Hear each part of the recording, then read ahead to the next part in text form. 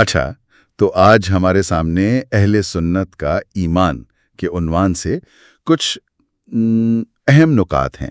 جی مقصد یہ ہے کہ ہم سمجھیں کہ اہل سنت والجماعت کے نزدیک ایمان کا اصل تصور، اس کی بنیاد کیا ہے۔ بالکل، تو آئیے ذرا اس پر بات کرتے ہیں، دیکھتے ہیں کہ ان ذرائع میں کیا خاص باتیں بتائی گئی ہیں۔ یقیناً۔ اور دیکھیں، سب سے پہلی بات جو سمجھنی چاہیے وہ یہ کہ اہل سنت کے ہاں ایمان صرف کوئی ایک چیز نہیں ہے۔ اچھا، جی، یہ صرف دل سے مان لینا نہیں ہے، بلکہ یوں سمجھیں 3 چیزوں کا مجموعہ ہے۔ 3 چیزیں؟ کون سی؟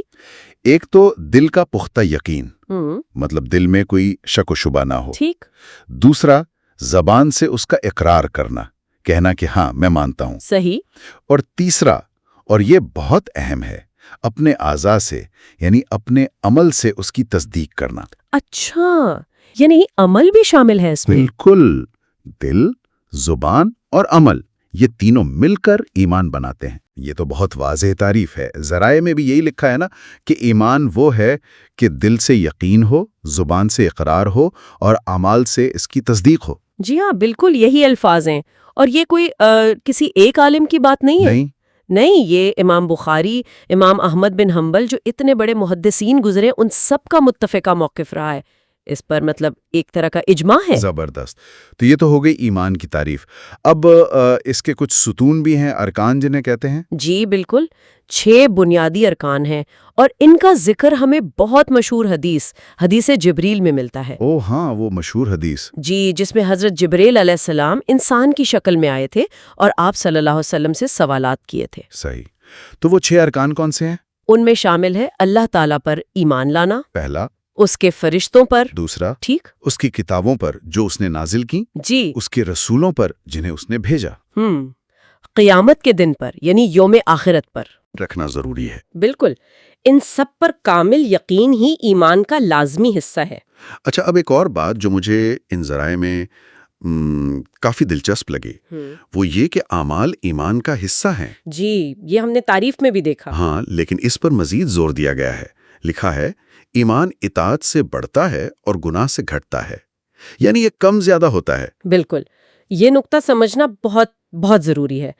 اہل سنت کے نزدیک ایمان کوئی جامد چیز نہیں ہے، کوئی اسٹیٹک چیز نہیں ہے۔ ٹھیک ہے۔ یہ گھٹتا بڑھتا رہتا ہے۔ آپ نیک کام کریں گے، اطاعت کریں گے تو ایمان بڑھے گا، اور اگر گناہ ہو جائے تو گناہوں سے ایمان کمزور ہوتا ہے، گھٹتا ہے۔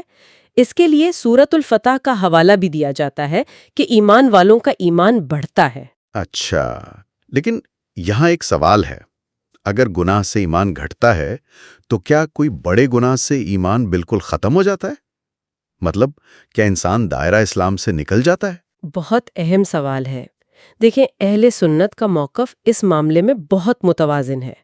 وہ یہ تو مانتے ہیں کہ گناہ سے ایمان کم ہوتا ہے، کمزور ہوتا ہے، جی، لیکن وہ یہ نہیں کہتے کہ محض گناہ کرنے سے، چاہے وہ کتنا ہی بڑا گناہ کیوں نہ ہو، بندہ فوراً کافر ہو جاتا ہے یا اسلام سے نکل جاتا ہے۔ اچھا، یہ تو بہت اہم وضاحت ہے۔ جی ہاں، جب تک کوئی شخص بنیادی عقائد کا، جن کا جاننا ضروری ہے، ان کا انکار نہ کر دے، تب تک وہ مسلمان ہی رہتا ہے۔ تو پھر کفر کا فتویٰ یعنی تکفیر کب ہوتی ہے؟ دیکھیں، اس معاملے میں اہل سنت بہت زیادہ احتیاط کرتے ہیں۔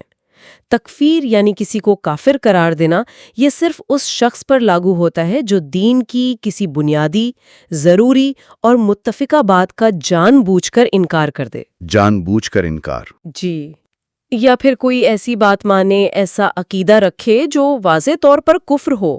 ہاں، صرف عمل میں کوتاہی یا گناہ کا ہو جانا وہ انسان کو ایمان کے دائرے سے باہر نہیں کرتا۔ سمجھ گیا۔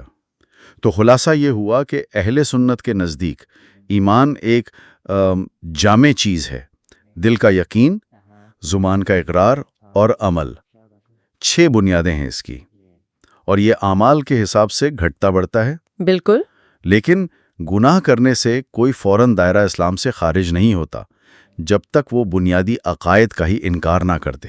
آپ نے بالکل صحیح خلاصہ کیا۔ یہ ایک مکمل روحانی نظام ہے جس میں یہ سب پہلو شامل ہیں۔ اور یہیں سے دراصل ایک گہرا سوال نکلتا ہے سوچنے کے لیے۔ کیا سوال؟ کہ اگر ایمان اعمال سے کم یا زیادہ ہو سکتا ہے جی اور انسان ظاہر ہے خطا کا پتلا ہے، گناہوں سے مکمل طور پر بچنا تو بہت مشکل ہے، صحیح بات ہے۔ تو پھر ایک عام انسان کے لیے اپنے ایمان کی حالت کو ہر وقت دیکھتے رہنا، اسے جانچنا اور پھر اسے مضبوط رکھنے کی کوشش کرنا، یہ کتنا ضروری ہے اور شاید کتنا چیلنجنگ بھی ہے۔ واقعی یہ تو غور کرنے کی بات ہے کہ ایمان ایک مسلسل کیفیت ہے جسے سنبھالنا، بڑھانا ایک مستقل کام ہے۔ یہ صرف مان لینے پر ختم نہیں ہوتا۔ بالکل، یہ ایک سفر ہے، ایک جد و جہد ہے، اور ذرائع ہمیں یہی بتا رہے ہیں کہ اس سفر کو کیسے سمجھنا ہے اور کیسے جاری رکھنا ہے۔ یہ سوچنے کا مقام ہے سب کے لیے۔